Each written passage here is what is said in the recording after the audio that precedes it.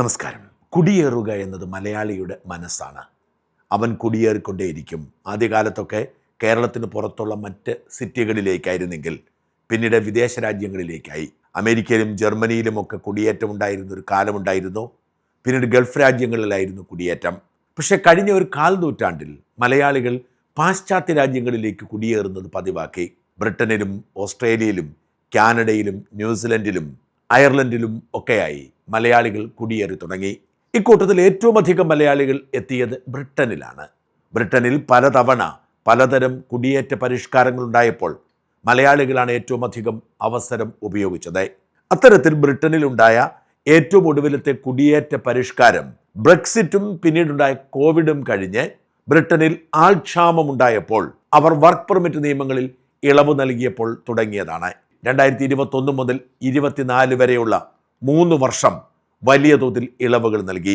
ഈ കാലയളവിൽ നാടിൻ്റെ നാനാഭാഗത്തു നിന്നും മലയാളികൾ കൂട്ടത്തോടെ ബ്രിട്ടനിലേക്ക് എത്തി. അതിനവർ സ്വീകരിച്ച ഏറ്റവും എളുപ്പ വഴി സ്റ്റുഡൻറ് വിസയിൽ എത്തുക എന്നതാണ്.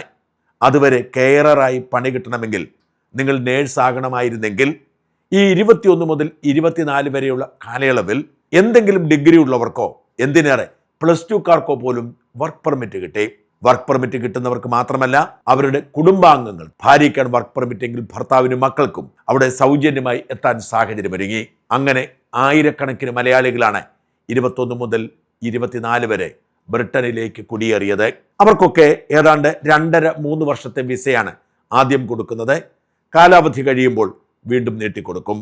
മലയാളികളടക്കം ലോകത്തിൻ്റെ നാനാഭാഗത്തു നിന്നും ലക്ഷക്കണക്കിന് മനുഷ്യർ ഈ കാലയളവിൽ UK-യിലെത്തി.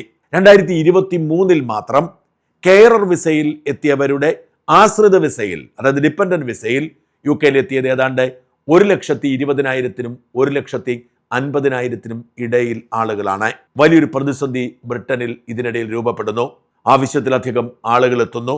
ഇങ്ങനെ വർക്ക് പെർമിറ്റ് കൊടുത്ത് ആളുകളെ കൊണ്ടുവന്ന പലരും വർക്ക് കൊടുക്കാൻ പ്രാപ്തിയില്ലാത്തവരായിരുന്നു. മാത്രമല്ല, മലയാളികൾ അടക്കമുള്ള ഏജന്റുമാർ 10 ലക്ഷം മുതൽ 20 ലക്ഷം രൂപ വരെ വാങ്ങി ആളെ റിക്രൂട്ട് ചെയ്തു. ഡിമാൻഡ് സപ്ലൈ തിയറി പ്രതിസന്ധി സൃഷ്ടിക്കുന്നു.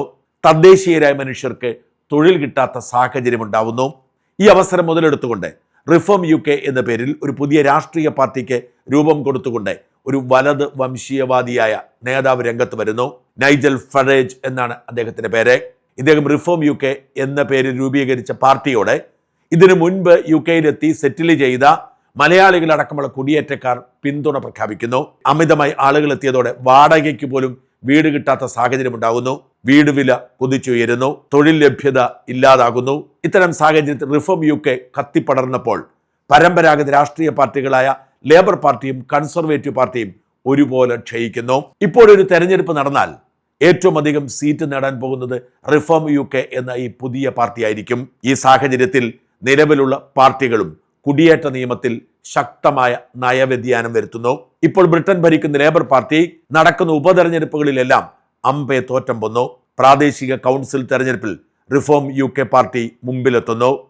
ഈ സാഹചര്യത്തിലാണ് സമഗ്രമായി കുടിയേറ്റ നിയമം പൊളിച്ചെഴുതാൻ ബ്രിട്ടീഷ് സർക്കാർ തീരുമാനിക്കുന്നത്. വാസ്തവത്തിൽ ഏറ്റവും വലിയ തലവേദന സൃഷ്ടിക്കുന്നത് അനധികൃതമായി ആഫ്രിക്കൻ രാജ്യങ്ങളിൽ നിന്നും യുദ്ധബാധിത അറബ് രാജ്യങ്ങളിൽ നിന്നും കള്ളബോട്ട് കടന്ന് എത്തുന്ന മനുഷ്യരാണ്. അവരെ നിയന്ത്രിക്കാൻ സർക്കാരിന് കഴിയുന്നില്ല. മനുഷ്യാവകാശ നിയമങ്ങളും കോടതികളും അവരെ സംരക്ഷിക്കുന്നു. അവരെ 5 സ്റ്റാർ ഹോട്ടലുകളിൽ പാർപ്പിക്കേണ്ടി വരുന്നു. ഇതാണ് യഥാർത്ഥ വികാരമുണ്ടാക്കുന്നതെങ്കിലും അവരെ നിയന്ത്രിക്കാൻ കഴിയാത്തതിൻ്റെ ചളുപ്പ് മാറ്റാൻ നിയമപരമായി UK-യിലെത്തിയവരെ നിയന്ത്രിക്കുന്നതാണ് രീതി. അതുകൊണ്ട് തന്നെ ആയുധമെടുത്ത് ഭരണകൂടം ആദ്യം വേട്ടയാടാൻ ഇറങ്ങിയത് കോവിഡിന് ശേഷം UK-യിലേക്ക് എത്തിയ ലക്ഷക്കണക്കിന് കെയറർ വിസക്കാരെയും അവരുടെ ആശ്രിതരെയുമാണ്. 2024 മാർച്ച് മുതൽ കെയറർ വിസയിലെത്തിയവരുടെ ആശ്രിത വിസ നിരോധിക്കുന്നു. എന്ന് വെച്ചാൽ കെയറർ വിസക്കാർക്ക് അവിടേക്ക് എത്താം. ജീവിത പങ്കാളിയോ മക്കളെയോ കൊണ്ടുവരാൻ സാധ്യമല്ല. ഈ ഒരൊറ്റ മാറ്റം കൊണ്ട് തന്നെ വലിയ തോതിൽ ആളെ കുറയ്ക്കാൻ കഴിഞ്ഞു.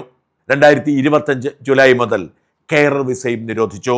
പക്ഷേ ഇപ്പോഴും ബ്രിട്ടീഷ് സർക്കാർ ഒരു പ്രതിസന്ധി നേരിടുന്നു. 2021 മുതൽ 2025 വരെ എത്തിയ കെയറർ വിസക്കാരും അവരുടെ ആശ്രിതരും ഏതാണ്ട് 20 ലക്ഷത്തോളം വരും. ഇവരെല്ലാം 5 വർഷം പൂർത്തിയാകുമ്പോൾ പെർമനന്റ് റെസിഡൻസിക്ക് അർഹരാവും. വാസ്തവത്തിൽ ബ്രിട്ടനിലേക്ക് ആളുകൾ എത്തുന്നത് പോലും PR എന്ന പെർമനന്റ് റെസിഡൻസി കിട്ടുമെന്ന് കരുതിയാണ്. പെർമനന്റ് റെസിഡൻസി കിട്ടിയാൽ പിന്നെ നമുക്ക് ബാധ്യതകളൊന്നുമില്ല. ഇപ്പോൾ വിസ ഫീസ് കൊടുക്കണം. NHS സർചാർജ് കൊടുക്കണം. അങ്ങനെ നിരവധി കടമ്പകളുണ്ട്. എന്നാൽ PR കിട്ടിക്കഴിഞ്ഞാൽ അത്തരം ഒരു ഫീസുമില്ല എന്ന് മാത്രമല്ല, എല്ലാവിധ ആനുകൂല്യങ്ങൾക്കും അർഹതയുണ്ടാവും. ചൈൽഡ് ബെനിഫിറ്റ്, അൺഎംപ്ലോയ്മെന്റ് ബെനിഫിറ്റ് തുടങ്ങിയ എല്ലാ ബെനിഫിറ്റുകൾക്കും യോഗ്യതയുണ്ടാവും. ഏതാണ്ട് 20 ലക്ഷത്തോളം പേർക്ക് ഇങ്ങനെ PR കൊടുത്തു കഴിഞ്ഞാൽ ബ്രിട്ടൻ വലിയ പ്രതിസന്ധിയിലാകും എന്ന് പറഞ്ഞ് നൈജൽ ഫരാജിന്റെ പാർട്ടി രംഗത്ത് വന്നതോടെ സർക്കാർ പ്രതിസന്ധിയിലാവുന്നു. അങ്ങനെയാണ് സകലരെയും ഞെട്ടിച്ചുകൊണ്ട് കുടിയേറ്റത്തിന് പൊതുവെ അനുകൂല നിലപാടെടുക്കുന്ന ലേബർ പാർട്ടിയുടെ ഹോം സെക്രട്ടറി ഷബാന മഹ്മൂദ് ഒരു സുപ്രധാന പ്രഖ്യാപനം നടത്തുന്നത്. 5 വർഷം ബ്രിട്ടനിൽ ജോലി ചെയ്യുന്നവർക്ക് കൊടുക്കുന്ന പെർമനന്റ് റെസിഡൻസി എന്ന PR 10 മുതൽ 15 വർഷം വരെയെങ്കിലും മിനിമം താമസിച്ചാൽ മാത്രം കിട്ടുന്ന സാഹചര്യത്തിലേക്ക് ചട്ടം മാറ്റുന്നു എന്ന പ്രഖ്യാപനമായിരുന്നു. ഇതോടുകൂടി PR കിട്ടും എന്ന് കാത്തിരുന്ന മലയാളികൾ അടക്കമുള്ളവർ നിരാശരായി. അതിനേക്കാൾ ഞെട്ടിച്ചത് റിഫോം UK പാർട്ടി പ്രഖ്യാപിച്ചു PR തന്നെ നിർത്തലാക്കും. ആർക്കും PR കൊടുക്കില്ല. ഫീസ് അടച്ച് NHS സർചാർജ് അടച്ച് വേണമെങ്കിൽ തുടരാം. ഇപ്പോൾ PR ഉള്ളവരുടെ PR പോലും ഞങ്ങൾ റദ്ദാക്കുമെന്ന് പറഞ്ഞു. എന്നാൽ ലേബർ പാർട്ടി ആ കടും കൈയൊന്നും ചെയ്തില്ല. നിലവിൽ PR ഉള്ളവരെ അവർ തൊടുകയില്ല. അതേസമയം PRന്റെ കാലാവധി വർദ്ധിപ്പിക്കും. ഇത് വലിയ പ്രതിസന്ധിയാണ് ഈ കെയറർ വിസയിലെത്തിയ കുടിയേറ്റക്കാർക്ക് സൃഷ്ടിച്ചത്. കാരണം കെയറർ വിസയ്ക്ക് ആദ്യകാലത്ത് ഹെൽത്ത് വിസ എന്ന ആനുകൂല്യം ഉണ്ടായിരുന്നത് കൊണ്ട് NHS സർചാർജ് ഉണ്ടായിരുന്നില്ല. അതും ഇപ്പോൾ ബാധകമാണ്. എന്ന് വെച്ചാൽ 1.25 ലക്ഷം രൂപ ഒരു വർഷം NHS സർചാർജ് കൊടുക്കണം. 2 മക്കളുള്ള ഒരു കുടുംബം 5 വർഷത്തേക്ക് NHS സർചാർജ് അടച്ച് വിസ ഫീസ് കൊടുത്ത് വിസ പുതുക്കണമെങ്കിൽ 20-25 ലക്ഷം രൂപ മുടക്കേണ്ടി വരും. 5 കൊല്ലം പൂർത്തിയായി കഴിഞ്ഞാൽ PR കിട്ടുമല്ലോ, പ്രശ്നമില്ല എന്ന് കരുതിയവരോടെ നിങ്ങൾ ഇനി 15 കൊല്ലം വരെ ഇത് പുതുക്കിക്കൊണ്ടിരിക്കണമെന്ന് പറഞ്ഞാൽ അത് സാധ്യമല്ല. ഒന്നാമത് ജീവിത ചെലവ് കൂടുതലാണ്. ഏത് സാധാരണ ടൗണിലും 1.25-1.5 ലക്ഷം രൂപയാണ് പ്രതിമാസ വീട്ടുവാടക. ഈ പ്രതിസന്ധിയിലായവരെ വീണ്ടും പ്രതിസന്ധിയിലാക്കിക്കൊണ്ട് ഇന്നലെ സുപ്രധാനമായൊരു വിവരം പുറത്തു വരുന്നു. ഞാൻ നേരത്തെ സൂചിപ്പിച്ചിരുന്നല്ലോ, ആ 2.5-3 വർഷമാണ് ആദ്യം വിസ കൊടുക്കുന്നത്. അത് കഴിഞ്ഞത് എക്സ്റ്റെൻഡ് ചെയ്ത് കൊടുക്കുകയാണ് അടുത്ത 2-2.5 വർഷത്തേക്ക്. അങ്ങനെയാണ് 5 വർഷം തികയ്ക്കേണ്ടത്. ഇപ്പോൾ പുറത്തു വരുന്ന വാർത്ത ഇങ്ങനെ വിസ എക്സ്റ്റൻഷന് ശ്രമിക്കുന്ന ആളുകളിൽ ആശ്രിത വിസക്കാരുടെ വിസ നിഷേധിക്കുന്ന ഒന്നാണ്. എന്ന് വെച്ചാൽ കെയറർ വിസയിൽ വന്ന ഒരാൾ വീണ്ടും വിസ പുതുക്കാൻ കൊടുത്താൽ അയാളുടെ വിസ പുതുക്കി കൊടുക്കും. എന്നാൽ അയാളുടെ ഭാര്യ അല്ലെങ്കിൽ ഭർത്താവ്, ജീവിത പങ്കാളി, മക്കൾ ഇവരുടെ വിസ പുതുക്കുന്നില്ല. സർക്കാർ പറയുന്നത് 2024 ശേഷം ആശ്രിത വിസ കൊടുക്കുന്നില്ല എന്നാണ്. ഈ നിയമം വരുന്നതിന് മുൻപ് UK എത്തിയവരാണെന്ന് ഓർക്കണം. അവരുടെ വിസ പുതുക്കാതിരിക്കാൻ തീരുമാനമായി. ഇത് മറ്റൊരാശങ്കയ്ക്ക് വഴിവെക്കുന്നു. PR നിയമം മാറുന്നതിന് മുൻപ് PRന് അപേക്ഷിക്കുന്നവരുടെ ആശ്രിതരുടെ വിസ നിരസിക്കപ്പെടുമോ എന്ന ആശങ്ക. വലിയ ആശങ്കയാണിത്. ജീവിത ചെലവ് താങ്ങാനാവാത്തതാണ്. എങ്കിൽ പോലും 5 കൊല്ലം കഴിയുമ്പോൾ PR കിട്ടുമെന്ന പ്രതീക്ഷയിൽ അതിനുശേഷം അത്തരം അധിക ചെലവുകളൊന്നുമില്ല. പണിയെടുത്തില്ലെങ്കിലും തൊഴിലില്ലായ്മ വേതനം കിട്ടും, കുട്ടികളുടെ ചെലവിനുള്ള പണം കിട്ടും. ഇത്തരം ആഗ്രഹങ്ങൾ കൊണ്ട് പിടിച്ചു നിന്നവരെ നിരാശപ്പെടുത്തുന്നതാണ് ആശ്രിത വിസ പുതുക്കുന്നില്ല എന്ന വാർത്ത. ഈ പ്രതിസന്ധി നേരിടുന്ന നിരവധി കുടുംബങ്ങളെക്കുറിച്ച് ഗാർഡിയൻ ഇന്നലെയും ഇന്നുമായി റിപ്പോർട്ടുകൾ പുറത്തുവിടുന്നു. സ്കോട്ട്ലൻഡിലെ പെർത്തിൽ താമസിക്കുന്ന വരുണി അരച്ചിങ്കെ എന്ന ശ്രീലങ്കൻ യുവതിയുടെ കഥയാണ് അവർ കൂടുതലായി ഷെയർ ചെയ്തിരിക്കുന്നത്. ഈ ശ്രീലങ്കൻ യുവതി 2022 ഡിസംബറിൽ UK എത്തിയതാണ്. അവരുടെ ഭർത്താവും 2 മക്കളും എത്തി. അവർ സ്റ്റുഡന്റ് വിസയിലെത്തി, പിന്നീട് കെയറർ വിസയിലേക്ക് മാറി. എന്നാൽ ഇപ്പോൾ വരുണിയുടെ വിസ പുതുക്കി കൊടുത്തു. ഭർത്താവിന്റെയും മക്കളുടെയും വിസ പുതുക്കി കൊടുക്കുന്നില്ല. നാട് വിട്ടോളൂ എന്ന് ഹോം ഓഫീസ് അറിയിച്ചു എന്നാണ് വാർത്ത. ഇത്തരം നിരവധി മനുഷ്യരുടെ വാർത്തകൾ പുറത്തേക്ക് വരുമ്പോൾ മലയാളികൾ ആശങ്കപ്പെടുകയാണ്. PRന് മുമ്പുള്ള വിസ കാലാവധി കഴിയുമ്പോൾ പുതുക്കി കിട്ടാതെ വരും എന്ന് ഏതാണ്ട് ഉറപ്പാകുന്നു. PR സമയത്തും ആശ്രിത വിസക്കാരുടെ വിസ പുതുക്കാതെ വരുമോ എന്ന ഭയം അലട്ടുന്നു. വലിയ തോതിലുള്ള പ്രതിസന്ധിക്ക് കാരണമാവുകയാണ് ഈ വാർത്ത.